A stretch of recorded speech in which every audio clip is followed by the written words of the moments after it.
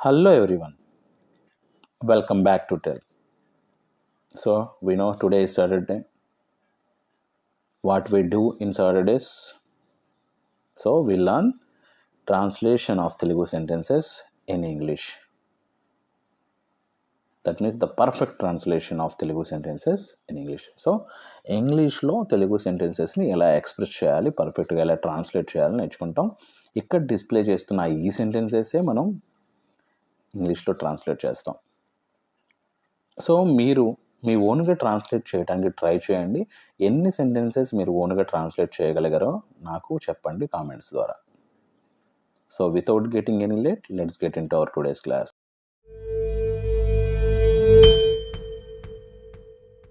First sentence, అతను తన లక్ష్యాలను సాధించడానికి చాలా కష్టపడి పనిచేశాడు. సో మీరు ఓన్గా ఫామ్ చేయడానికి ట్రై చేయండి. ఇప్పుడు మనం చూద్దాం.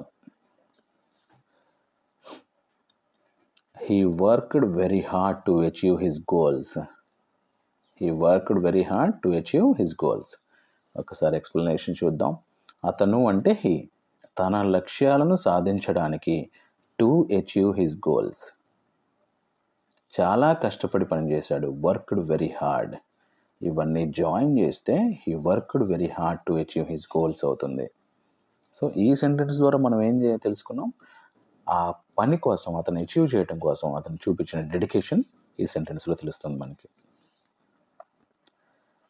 నెక్స్ట్ సెంటెన్స్, నేను తనతో మాట్లాడినప్పుడు అతను చాలా సున్నితమైన వ్యక్తిగా కనిపించాడు. ఒక్కసారి మీరు ఓన్గా ఫామ్ చేయడానికి ట్రై చేయండి. ఇప్పుడు మనం చూద్దాం.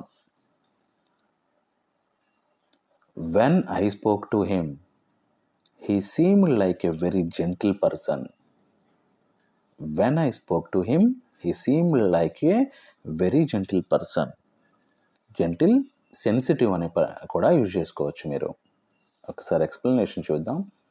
నేను తనతో మాట్లాడినప్పుడు, when I spoke to him, simple past, అతను చాలా సున్నితమైన వ్యక్తిగా కనిపించాడు. He seemed like a very gentle person. మొత్తం జాయిన్ చేస్తే when I spoke to him, he seemed like a very gentle person.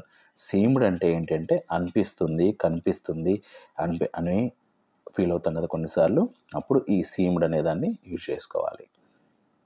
So ఒక వ్యక్తి మీద మనకున్న ఇంప్రెషన్ని, సో అతనుకున్న ఒపీనియన్ని మనకి తెలిసిపోతుంది.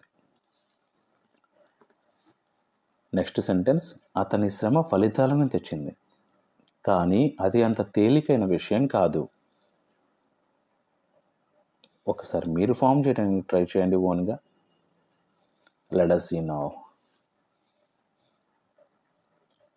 His hard work paid off, but it was not an easy task. ఇక్కడ paid off అనే ఫ్రేజల్ వెర్బ్ యూజ్ చేయడం జరిగింది. His hard work paid off, but it was not an easy task. Explanation చూద్దాం. అతని శ్రమ ఫలితాలను తెచ్చింది. His hard work paid off, కానీ అది అంత తేలికైన విషయం కాదు. But it was not an easy task. మొత్తం జాయిన్ చేస్తే his hard work paid of, but it was not an easy task. అది సో సక్సెస్ని సాధించాలి అంటే చాలా ఛాలెంజెస్ ఉంటాయి అనే విషయం ఇందులో ఇండైరెక్ట్గా తెలుస్తుంది మనకి. నెక్స్ట్ సెంటెన్స్, ఈ విధానం భవిష్యత్తులో అనేక ప్రయోజనాలను అందిస్తుంది. మీరు ఓన్గా ఫామ్ చేయడానికి ట్రై చేయండి. ఇప్పుడు మనం చూద్దాం. This method provides many benefits in the future. This method provides many benefits in the future. Explanation చూద్దాం. ఈ విధానం, దిస్ మెథడ్, భవిష్యత్తులో అనేక ప్రయోజనాలు అందిస్తుంది. Provides many benefits in the future. So అంటే ఫ్యూచర్లో మంచి ప్రయోజనాలు రావాలంటే ఎలాంటి పద్ధతులు కావాలి అనేది ఇండైరెక్ట్గా ఇందులో ఉన్న మీనింగ్ అనమాట. నెక్స్ట్ సెంటెన్స్, ఈ విషయం నిన్నటి సాయంత్రం మీకు తెలపాలని నేను అనుకున్నాను, కానీ సమయం లభించలేదు, కాలం లభించలేదు. ఒక్కసారి మీరు ఫామ్ చేయడానికి ట్రై చేయండి. ఇప్పుడు మనం చూద్దాం. I wanted to inform you about this yesterday evening, but I didn't get the time. I wanted to inform you about this yesterday evening, but I didn't get the time. Explanation. ఈ విషయం నిన్నటి సాయంత్రం మీకు తెలపాలనుకున్నాను. I wanted to inform you about this yesterday evening. కానీ కాలం లభించలేదు. But I didn't get the time లేదా but I couldn't find the time అని కూడా చెప్పుకోవచ్చు. సో నేను ఒక విషయం సమయం దొరకలేదు అని చెప్పడానికి ఈ సెంటెన్స్ మనం యూజ్ చేసుకోవడం జరిగింది. ఈరోజు ఈ సెంటెన్సెస్ మీకు చాలా బాగా అర్థమయ్యాయని, ఎలా ట్రాన్స్లేషన్ పర్ఫెక్ట్గా చేయాలో అర్థమైందని నేను అనుకుంటున్నాను. మీ డౌట్స్ అండ్ రిక్వైర్మెంట్స్ ఏమైనా ఉంటే కామెంట్స్లో మెన్షన్ చేయండి. యాజ్ సూన్ యాజ్ పాసిబుల్ నేను వాటికి రిప్లై ఇస్తాను. So that's for today, signing off.